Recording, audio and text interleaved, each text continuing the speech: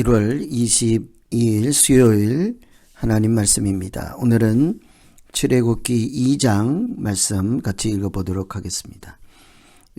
오늘 이 출애굽기 2장 말씀은 출애굽할 때 지도자로 부름을 받은 모세의 출생과 이렇게 결혼과 관련된 말씀이죠. 지도자로 부르심을 받기 전에 있었던 일에 대한 내용입니다. 애굽에서 야곱의 후손들이 번성하여 온 땅에 가득하고 이제 하나님의 때가 되었습니다. 그들이 애굽에서 나와서 가나안 땅, 아브라함에게 약속하신 약속의 땅으로 가야 할 때 그들을 인도할 지도자가 필요한 때였지요. 그래서 그 지도자로 쓰임받게 될 모세의 탄생과 어떻게 지도자로서 쓰임을 받았는지에 대한 말씀이라고 오늘 2장을 기본적으로 이해하시고 보시면 되겠습니다.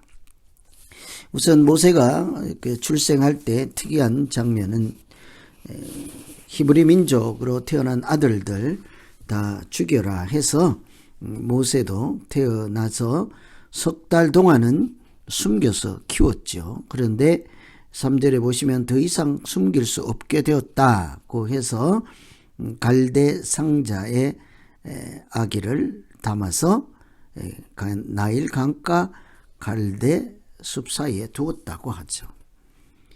상자에 담아서 아이를 강물 위에 띄워 둘 수밖에 없는 것이 당시에 이스라엘 사람들, 애굽에 살던 사람들의 형편이었습니다.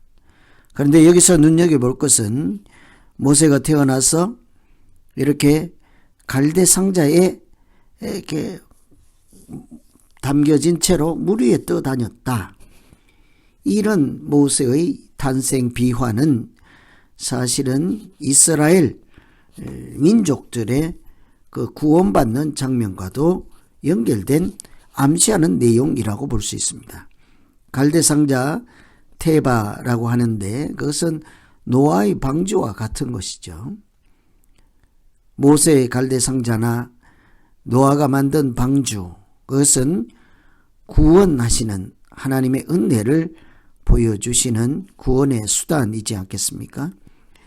갓난 아기였던 모세가 나일강에서 구출되는 사건과 이스라엘 하나님의 백성들이 홍해를 건너 약속의 땅으로 가기 위해서 구원받는 것과 같은 장면이라고 할 수 있겠습니다. 이 출애굽 내용과 또한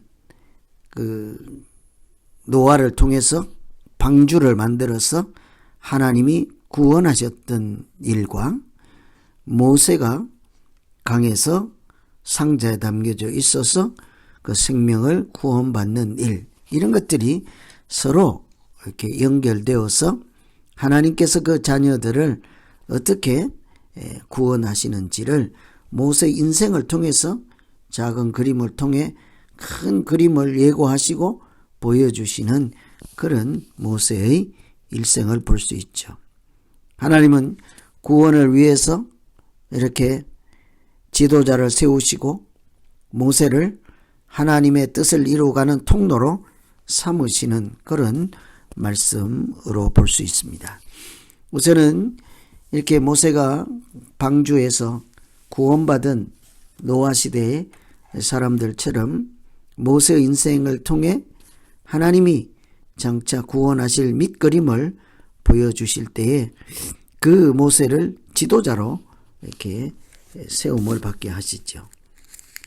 그 하나님께서 민족을 이끌어갈 지도자를 모세로 세운다.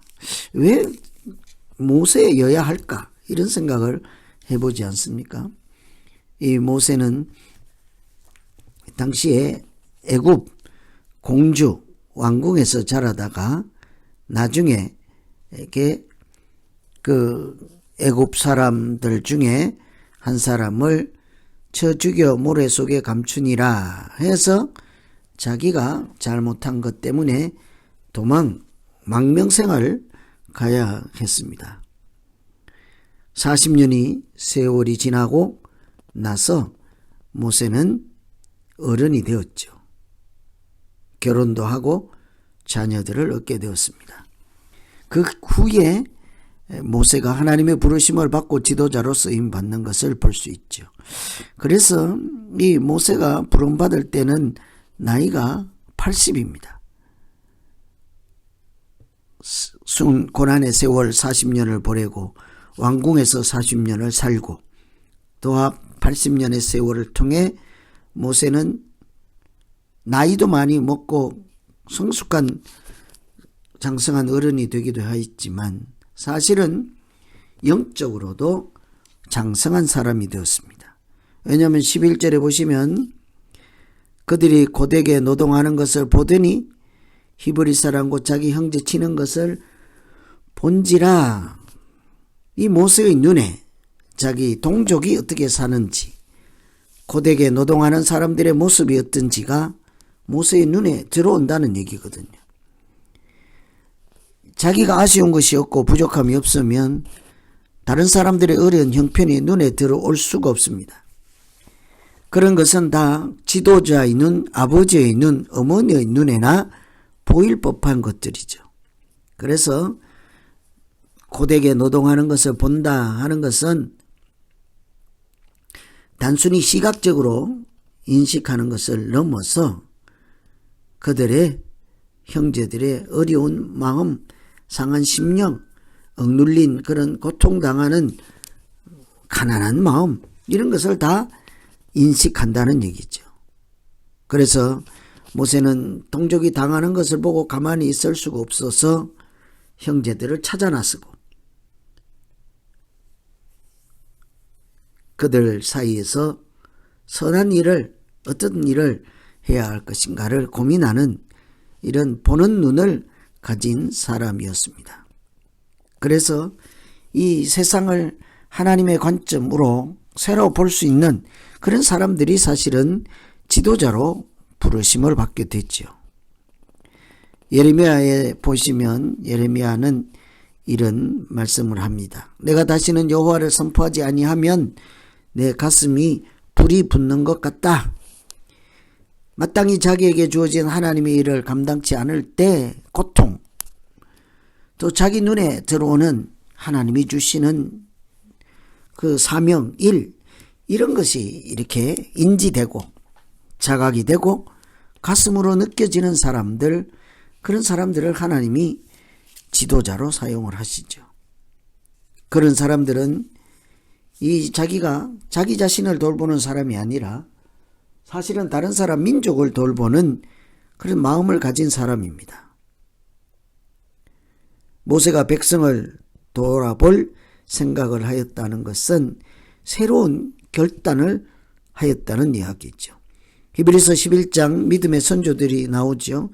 거기 모세에 대한 말씀을 보시면 믿음으로 모세는 장성하여 바로의 공주의 아들이라 칭함받기를 거절했다. 도리어 하나님의 백성과 함께 고난받기를 잠시 죄악의 낙을 누리는 것보다 더 좋아하고 그리스도를 위해서 받는 수모를 애굽의 모든 보화보다 더 큰 재물로 여겼으니 이는 상주심을 바라봄이라. 모세는 왕궁에서 화려하게 사는 것을 원하는 사람이 아니라 오히려 하나님의 백성들과 함께 고난을 자처하는 사람이죠. 그리스도를 위해서 순환받는 것을 조금도 주저하지 않고 부끄럽지 않게 생각하였던 것입니다.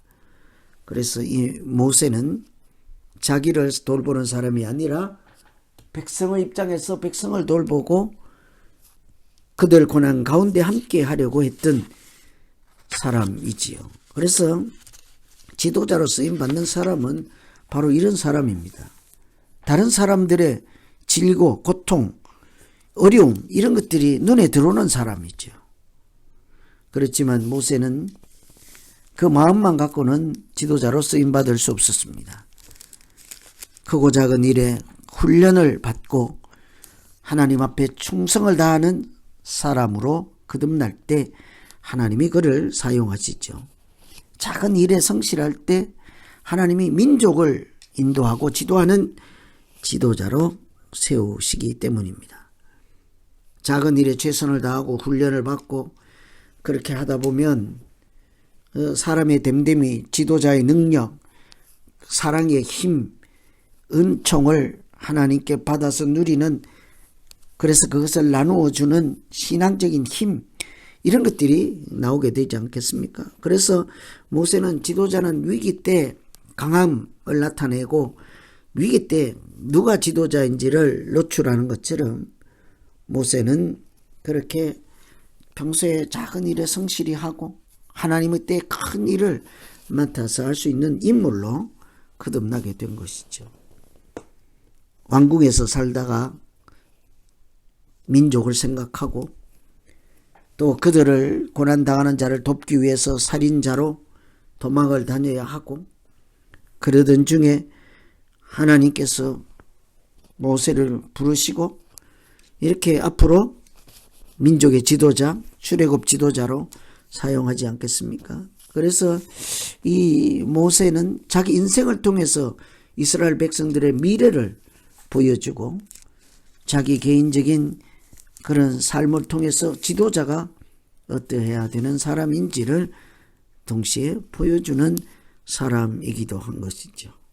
이런 모세에게 하나님은 결혼의 복을 주시고 아들 생명을 허락해 주시죠.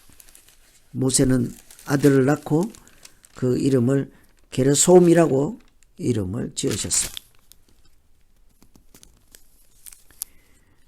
게르솜은 다 아는 대로 타국에서 나그네가 되었다 하는 것이죠.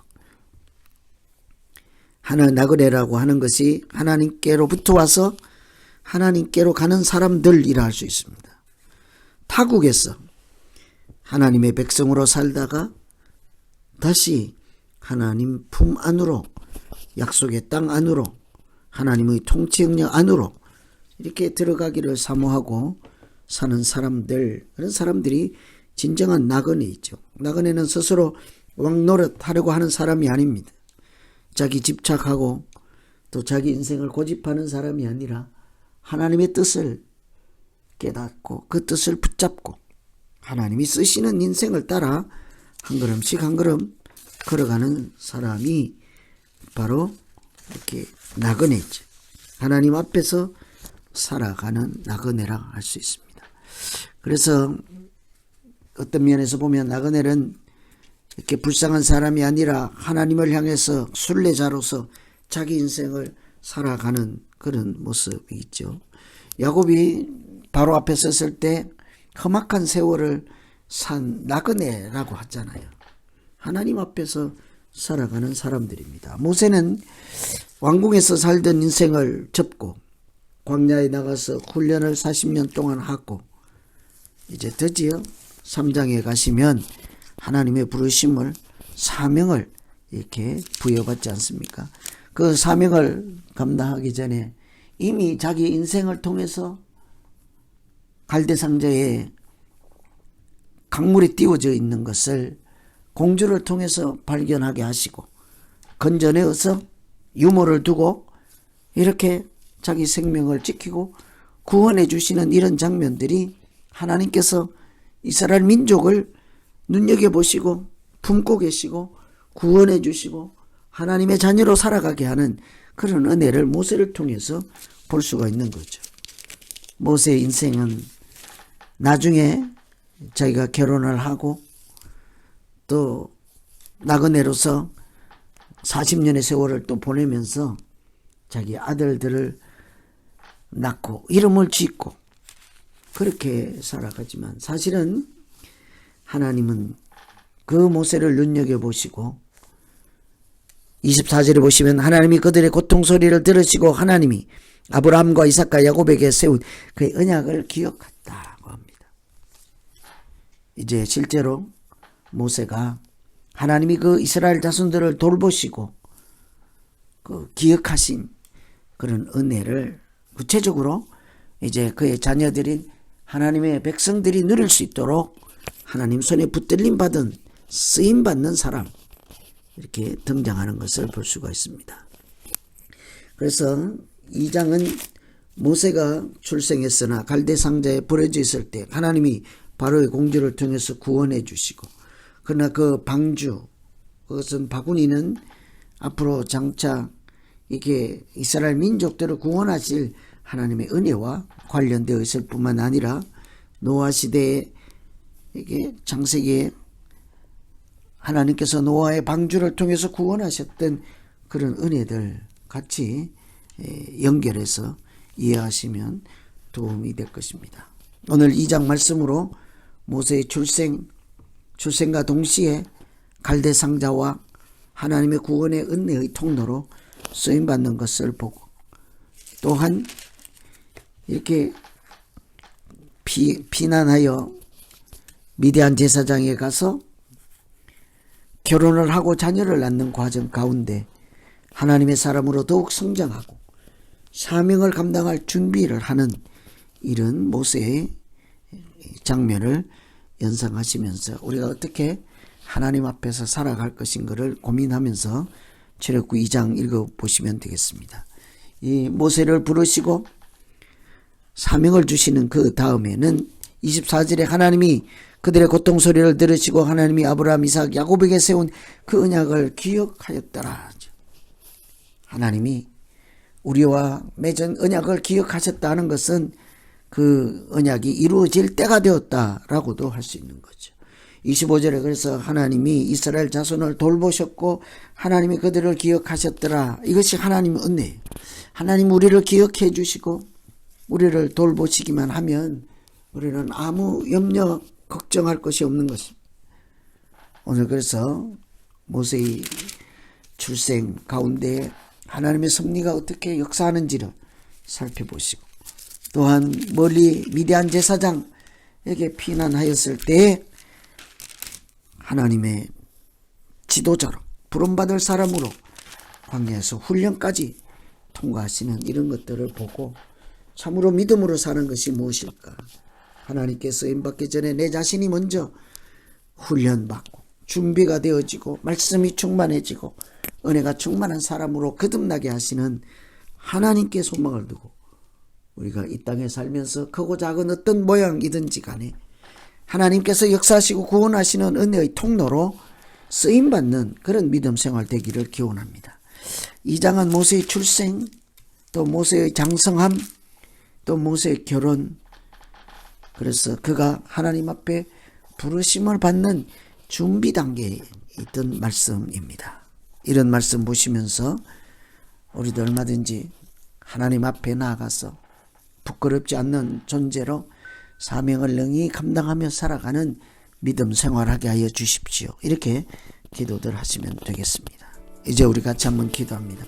하나님 아버지, 노아 시대의 방주로 노아를 또 그 자부들, 자녀들, 그 가정을 구원해 주시겠죠. 하나님은 출애굽할 때도 모세를 통해서 홍해바다를 건너게 하시고 하나님의 자녀로 다시 살아갈 수 있는 은혜를 부여받기도 하고 실수하여 넘어지기도 하는 이런 여정 가운데 늘 하나님께서 우리와 함께 계시고 인도자가 되어주시고 여호와는 목자가 되어주셔서 우리가 부족함이 없다고 고백하며 믿음 생활할 수 있도록 주여 도와주시옵소서. 언제나 우리 스스로 왕노릇하지 않게 하시고 겸손한 자에게 주시는 하나님의 은혜가 먼저 우리 가운데 역사하여 주시옵소서. 예수님의 이름으로